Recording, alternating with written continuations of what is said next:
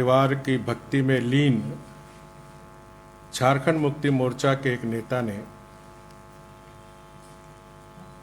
Press के माध्यम से लोगों को गुमराह कर सच पर पर्दा डालने का काम किया, जबकि वास्तविकता यह है कि ग्रैंड माइनिंग कंपनी पर आज भी 8 करोड़ रुपया बकाया है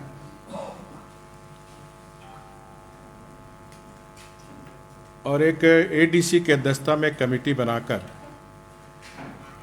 इस मामले को ठंडे बस्ते में डालने का काम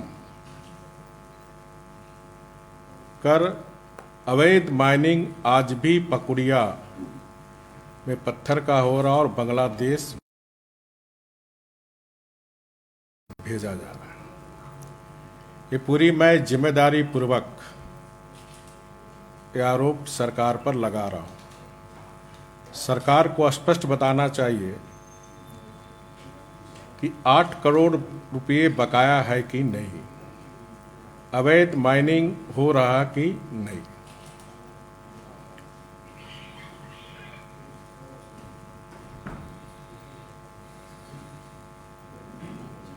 उस ग्रैंड माइनिंग कंपनी में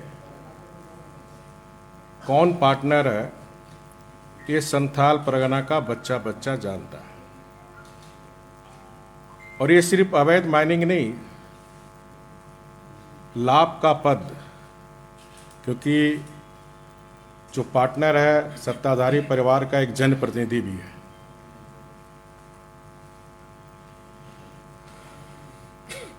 और उस सरकारी लीज में लाभ का पद बनता है। इसलिए अविलंब बसंत सोरेन जी की सदस्यता समाप्त होनी चाहिए, स्वयं त्याग पत्र दे,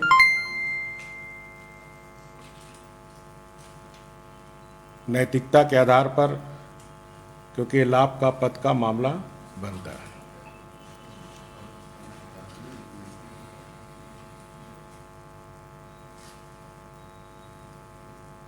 बड़े मियाँ तो एक कहावत है, बड़े मियाँ तो बड़े मियाँ, छोटे मियाँ सुभान अल्लाह। आज का संवाददाता सम्मेलन का मुद्दा बहुत गंभीर है। यह मामला अमानत में खयानत का है। माननीय मुख्यमंत्री हेमंत सोरेन जी ने अपने पद का दुरुपयोग करते हुए, मुख्यमंत्री रहते हुए अपने नाम पर पत्थर खदान की स्वीकृति लेने का काम किया है। उन्होंने रांची जिले के अनगढ़ा मौजा थाना नंबर 26, खाता नंबर 187, प्लॉट नंबर 482 में अपने नाम से खनन पट्टा की स्वीकृति ली है। उपयुक्त खनन पट्टा की स्वीकृति के लिए श्री हेमंत सोरेन 2008 से ही प्रयासरत थे। उनके मुख्यमंत्री बनने के बाद पत्रांक 615/M दिनांक 16/6/2021 द्वारा पत्थर खनन पट्टा की स्वीकृति हेतु सैद्धांतिक सहमति के आशय का पत्र LOI विभाग ने जारी कर दिया। जिला खनन कार्यालय द्वारा पत्रांक 106 दिनांक 10/7/2021 को खनन योजना की स्वीकृति दी गई और उसके बाद श्री हेमंत सोरेन ने दिनांक 9/9/2021 को सिया को आवेदन भेजा गया। State level environment impact assessment authority Siya द्वारा दिनांक 14-18 सितंबर 2021 को संपन्न 90वें बैठक में पर्यावरण की स्वीकृति की अनुशंसा की गई है, जिसका कागज मेरे पास, दोनों का कागज मेरे पास है। जो आप सबको भी सुपुर्द की जाएगी। अब यह मामला मुख्यमंत्री जी द्वारा यह कार्य गृह मंत्रालय भारत सरकार द्वारा जारी मंत्रियों के लिए आचार संहिता का उल्लंघन है। साथ ही भ्रष्टाचार निवारण अधिनियम 1988 की धारा 13(1)D के तहत आपराधिक कृत्य है। केंद्र सरकार का यह कोड ऑफ कंडक्ट केंद्र सरकार के मंत्रियों और राज्य सरकार के मंत्रियों पर भी लागू होता है। चूंकि हेमंत सोरेन जी मुख्यमंत्री के पद को पिछले 2 साल से ज़्यादा समय से संभाल रहे हैं और सरकारी सेवक के रूप में आते हैं, यह आश्चर्य है कि मुख्यमंत्री जिसके अंदर खान विभाग है, वही विभाग खान पट्टा की स्वीकृति के लिए सैद्धांतिक सहमति का पत्र LOI जारी करता है। जिला कार्यालय उनकी खनन योजना को स्वीकृत करता है।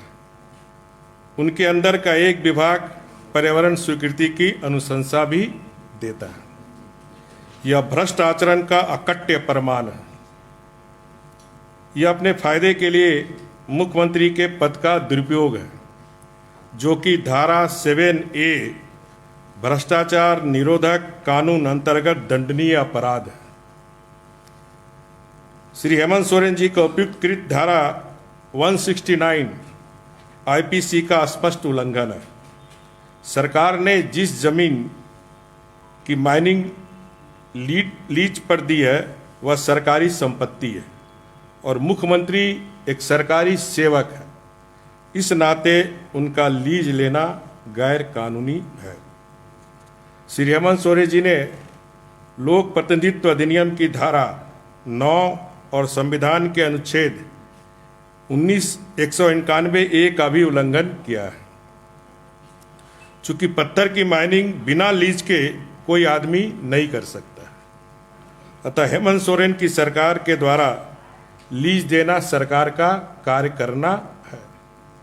अतः धारा 9 के तहत श्री हेमंत सोरेन को डिस्क्वालीफाई करनी चाहिए। हेमंत सोरेन जी भारत सरकार के द्वारा जारी कोड ऑफ कंडक्ट के भी दोषी हैं। कोड ऑफ कंडक्ट के अनुसार कोई भी मंत्री मुख्यमंत्री किसी तरह का व्यापार नहीं कर सकता। फिर भी हेमंत सोरेन जी मुख्यमंत्री के पद पर रहते हुए सरकार चलाते हुए अपने नाम से व्यापार कर रहे हैं। हेमंत सोरेन जी द्वारा जनता के विश्वास एवं प्रजातांत्रिक व्यवस्था का घोर उल्लंघन किया है। जनता की भलाई करने की जगह श्री हेमंत सोरेन जी खुद की भलाई में लगी हुई। ऐसा करने में उन्हें कोई संकोच भी नहीं है। हम ये सब जानते हैं कि लोक राज से चलता है, लेकिन मुख्यमंत्री हेमंत सोरेन जी लोक लाज छोड़कर अपनी तिजोरी भरने में लगे हैं। लेकिन अब उनका कच्चा चिट्ठा सामने आ गया है, इसलिए यदि उनके पास थोड़ी भी नैतिकता शेष है तो अविलंब अपने पद से इस्तीफा देकर अपने दल के ही किसी दूसरे को मुख्यमंत्री बनाना चाहिए। और एक अंत में एक कविता कहते हुए, शीशे के अदालत में पत्थर की गवाही है। शीशे के अदालत में पत्थर की गवाही है। कातिल ही मुफाविज है, कातिल ही सिपाही है। धन्यवाद।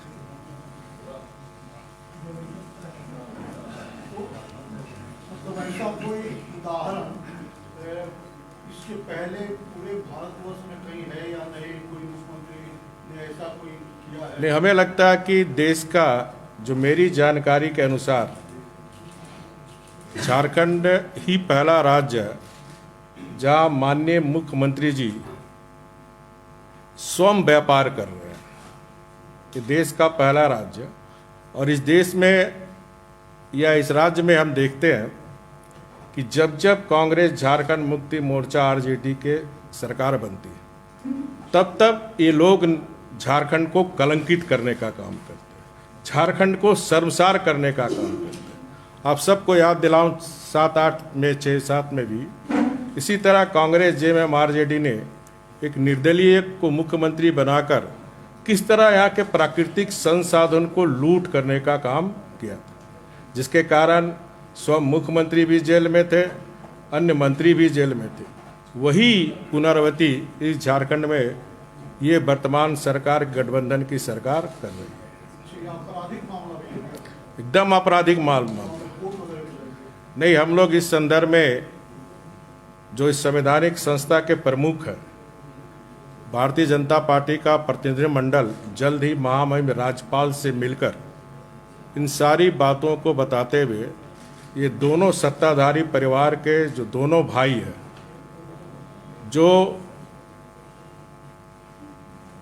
सत्ता में रहते हुए, क्योंकि संविधान कहता है जो भी सरकार होती है जनता के लिए, जनता के द्वारा बनी जाती है, लेकिन यहाँ जो सत्ता चल रही है, जिस कॉन्स्टिट्यूशन को, जिस राज्य को हम लोग ने मुख्यमंत्री को सौंपा कि राज्य की प्राकृतिक संसाधन यहाँ के राज्य के उद्योग कलेक्ट करने, वो खुद ही व्यापार में लिप्त है। तो महामहिम राज्यपाल से भारतीय जनता पार्टी मिलकर ये मांग करेगी कि अविलंब इनको डिस्क्वालीफाई एमएलए से किया जाए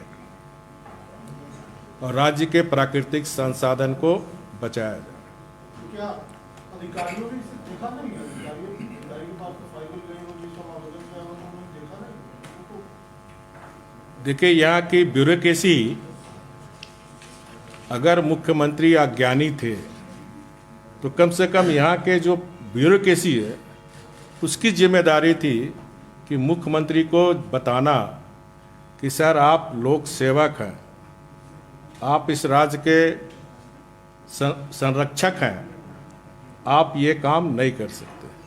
लेकिन यहाँ हमें लगता है कि यहाँ के जो प्रशासन है वो सरकार के तलवा चाट रहे हैं। सर, कल प्रधानमंत्री जी ने अपने भाषण में झारखंड का भी जिक्र किया है और कहा है कि परिवारवाद झारखंड को भी, इस तरह से पंजाब उत्तर प्रदेश का उदाहरण देते हुए झारखंड का भी जिक्र करते हुए कहा कि यहाँ भी परिवारवाद हावी और विकास के साथ है। ये जो मैं आज प्रेस कॉन्फ्रेंस कर रहा हूँ तो परिवारवादी, मैं शुरू से बात को कह रहा हूँ कि परिवारवाद लोकतंत्र के लिए खतरा है और ये परिवारवाद 26 महीने सरकार को होने जा रही है, जनता के सारे काम बंद है।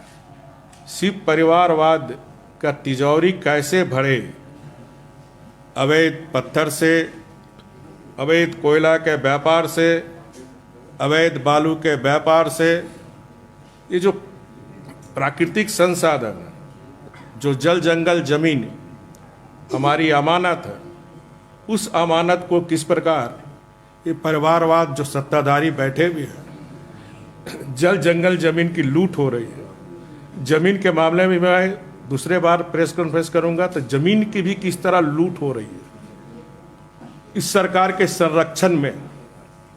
ये आगे के प्रेस कॉन्फ्रेंस में ये बातें किस तरह सत्ता के संरक्षण में ये जो सरकारी जमीन है किस तरह बंटाधार हो रहा, और आप लोग लगातार इसको समाचार पत्र और मीडिया में दिखा भी रहे। तो अगला जब भी प्रेस कॉन्फ्रेंस होगी तो सिर्फ जमीन संबंधित ही रहेगी। सर, इससे पहले आपने प्रेस कॉन्फ्रेंस किया तो आपकी सरकार में जो मोमेंटम झारखंड हुआ था उसमें टॉपिक और ये उसकी जांच फिर से जो है एसीबी को सौंप दी गई है, जबकि विधानसभा में इसका उत्तर मैं ऑलरेडी दे चुका हूँ।